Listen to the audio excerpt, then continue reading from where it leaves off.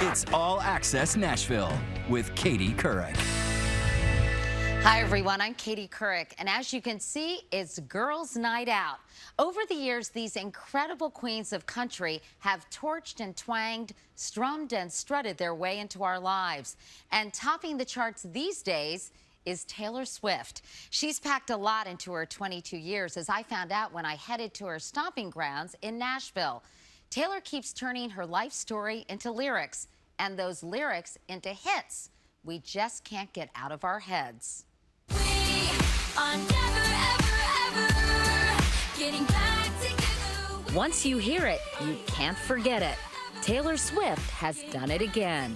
Both her album Red and her chart-topping anthem, We Are Never Ever Getting Back Together, are already #1 in 32 countries.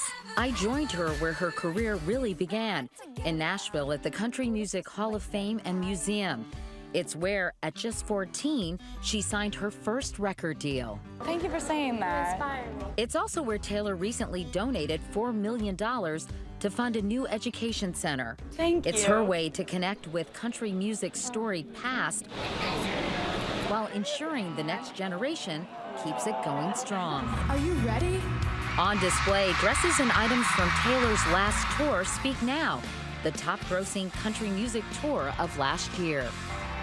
All that glitters, all that burns, and even the flying balcony, all conjured up by the vivid imagination of Taylor Swift. That must be fun, though, coming up with these things that are really going to wow people. That'll make every song kind of an adventure, right? Going through these performances, it's like an athletic marathon, kind of. When I'm like down underneath the stage and it pops me up like a toaster and I'm like 6 feet in the air. Okay, made it through that. Did the banjo solo. Okay, on to this. Next blocking, change clothes. Okay, cool. Flying above the crowd. Awesome. Coming out of a bell. You just kind of get into a cycle of it. And it's fun. Do you ever worry, though, you're going to forget or screw up? All the Oh my time. gosh, there's so much to think about. I And by worry the about way, everything. you're singing and dancing too, right? Yes. And that's kind of the nature of a live performance. You know, things could go wrong. That's part of the excitement of being there. For Taylor, life itself is exciting. Taylor Swift! She's the reigning CMA Awards Entertainer of the Year and the proud owner of 6 Grammys.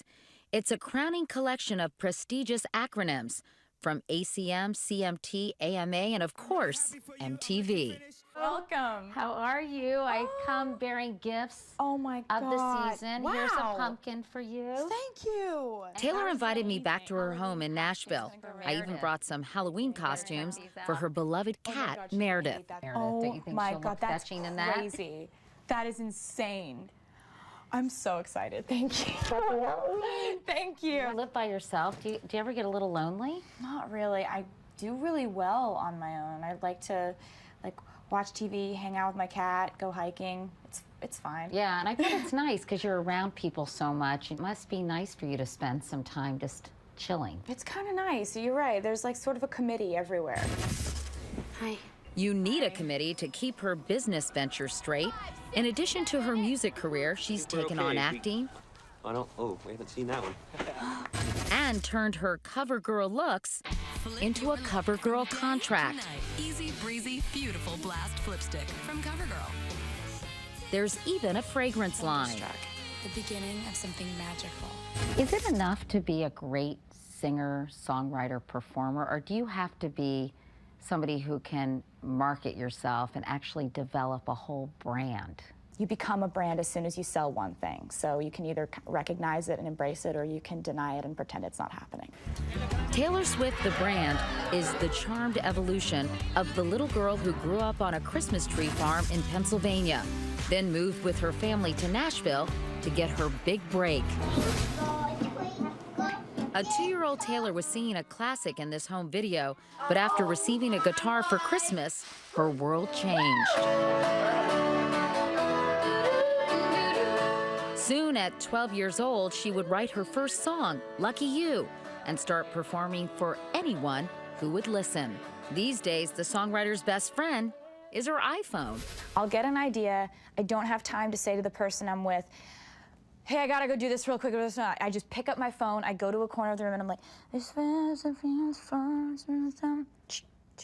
Like, it's this weird fragment of like melody, a few words, kind of like some beat. Like, it's really, you don't want to listen to them. They're weird. They must be like, what is she doing? And they'll be like, was that what I think it was? And I'll be like, yeah, I'm gonna write that tonight. With over 20 million Twitter followers and 35 million Facebook friends, Taylor's a total techie. So of course it makes perfect sense she'd announce her new album with a web chat. And you told your fans that when it comes to the emotions that you write about, you say they're all pretty much about the kind of tumultuous, insane, and crazy, intense, semi-toxic relationships that I've experienced in the last 2 years. To put it lightly. Yeah. Gee, that doesn't sound like a very fun 2 years, Miss Taylor Swift. Well, it starts out fun. There's always got to be like a little bit of glimmer of good for a relationship to go bad for you to miss it and for you to write about it. I'm really gonna miss you picking fights. And write about it she does. With each new hit comes the new guessing game. Is it John Mayer, Joe Jonas, Taylor Lautner, or Jake Gyllenhaal? Which famous Taylor X is the song really about? And is a scarf just a scarf? Or is it a clue connected to a scarf she wore while photographed with Jake Gyllenhaal? People sort of speculate, they imagine, they think they get clues. They kind of draw their own story. You're wearing a scarf in a music video and everyone's like, gee, that scarf looks like the scarf she was wearing when she was photographed with Jake Gyllenhaal, perhaps. You know, and, it's funny, right? For me, the one thing that I keep really close is the identity of who these songs are about. Is it sometimes hard to get people to come into your world? Because I don't know, if I hung out with you, I'd be a little afraid you were going to write a song about me. The only time that's been an issue is when I was like going through a really bad breakup with a guy and he's like, you better not write about this. And I'm like, oh, I won't. Did you? Yes. Do you ever hear from these people who maybe recognize themselves in a song and are like, hi, guess what? I really didn't appreciate that. Well, they don't say it that gracefully or that with that kind of an eloquent tone. If they're not liking what's written about them or what they think is written about them or what they assume and presume is about them, I probably hit the nail right on the head. It's probably really true.